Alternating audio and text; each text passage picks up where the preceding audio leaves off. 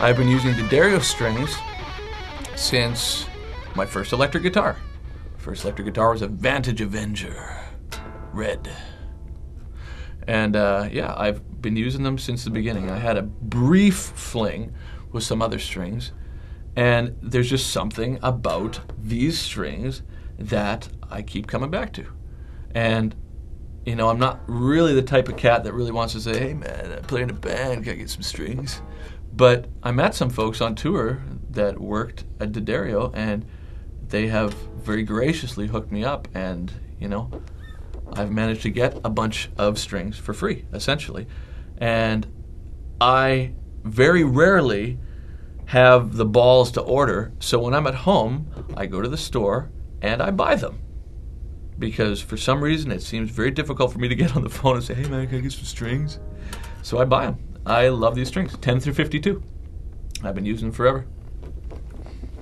Nickel? No, I think they're about 8 something. But I still, you know, I buy them no matter what, man. If they're a nickel, that'd be great. But the guys at the music store will say, hey man, you know, like, dude, it doesn't matter what type of string you get. They're all made in the same factory. But, you know, I've tried a lot of strings. You know, of course, you're going to be in dire straits where you need to get a set of strings and the company's out of them or whatever.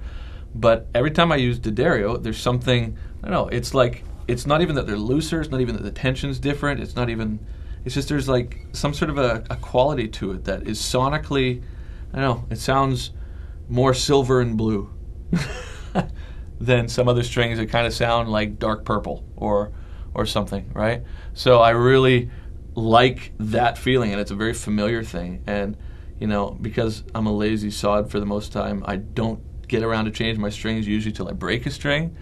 And sometimes the fact that they do last a long time is a bit of a detriment, because I'll sweat all over them and just like have these crummy sets of strings for months, and I'll just be like, break. You know, I need an excuse to change this set.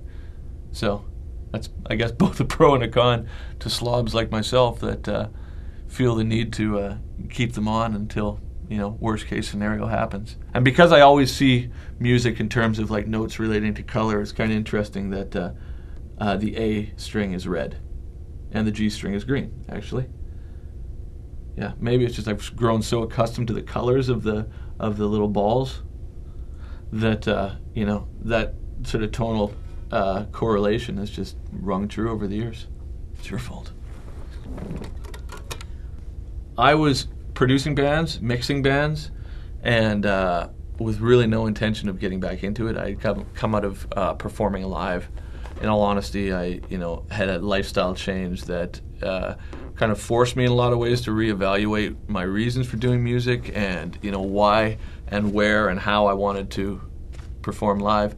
So I took 3 years to kind of figure it out, and then Peavy actually called me and said, we really think that you should get back into it. You should really start working on your music again, and we've got a lot of things that we can do to kind of help you along your way.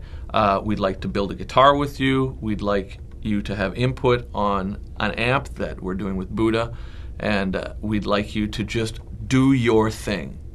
And it's funny, it's like if they hadn't come along, in all honesty, there's a good chance that I wouldn't be back doing what I'm doing now. They kind of gave me, you know, for a long time, I've been with like companies here and there, and a lot of times because, you know, I'm kind of frenetic cat and I kind of just talk a lot of shit a lot of the time. A lot of people are just like, well, where are we going to put this dude, right? Like, he's just this guy, and I mean, sure, he can play and he can write songs and everything, but he's just, what are we going to do with him? How are we going to sell this cat, right? So having a company that's just like, well, you just need to figure this out for yourself. Maybe all these things that you're doing musically at this point are more based on you refining your process, and maybe your calling isn't to be like a rock guy and get out there and do that. Maybe, you know, if you want to write a symphony, or if you want to do some sort of like musical, you know, of course, like really rudimentary and in terms of how I process it, not in a professional or like classical type of sense. But maybe all this work I've done in the past is like practice for that. And so to have a company like Peavy get on board and say, well, here's an amp, here's a bunch of guitars, you know, and go for it. And then, of course, with D'Addario and Planet Waves, it's like the people here have just been incredibly kind to the process. And that has also, it's like you kind of get to the point where it's like, well, there's all these really cool people and these really cool companies that are making products that I really like that have faith in me. So at this point, not to have faith in myself is like, this seems kind of silly, right? So, having, the support of these companies in a lot of ways is just been, I don't know, a godsend in a lot of ways, because now I can feel like, okay, yeah, I'm going to do it. And what I do, sure, it's like maybe a little unconventional, and maybe what I choose to say and what I choose to sing isn't, the typical kind of sellable commodity. But you know what? If you do it from the heart, then it's going to be honest and authentic. And I think in some small way, there's a market for that artistically. And even when you think market, it thinks, well, buy my stuff, whatever. I mean, God, dude, download my stuff, go for it. I mean, ultimately the point of why I'm doing this is so people can hear it, so I can do it like from a cathartic point of view. So, if I can feed the family, and if I can continue to do what I do, and if I can perform for people and play music that I'm like into 100%, and I'm not like compromising it artistically, then man, having a group of folks that are in these companies that really have no, reason other than just being kind to say, hey dude, like here's some strings, here's a guitar, here's an amp, get out there, do your thing, right, has been a real wake-up call for me in a lot of ways, and has allowed me to really focus on these 4 records of this Devin Townsend project that I'm doing now.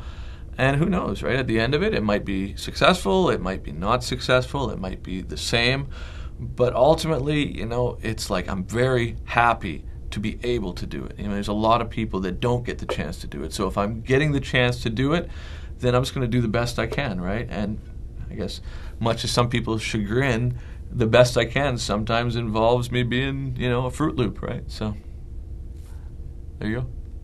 Waka waka.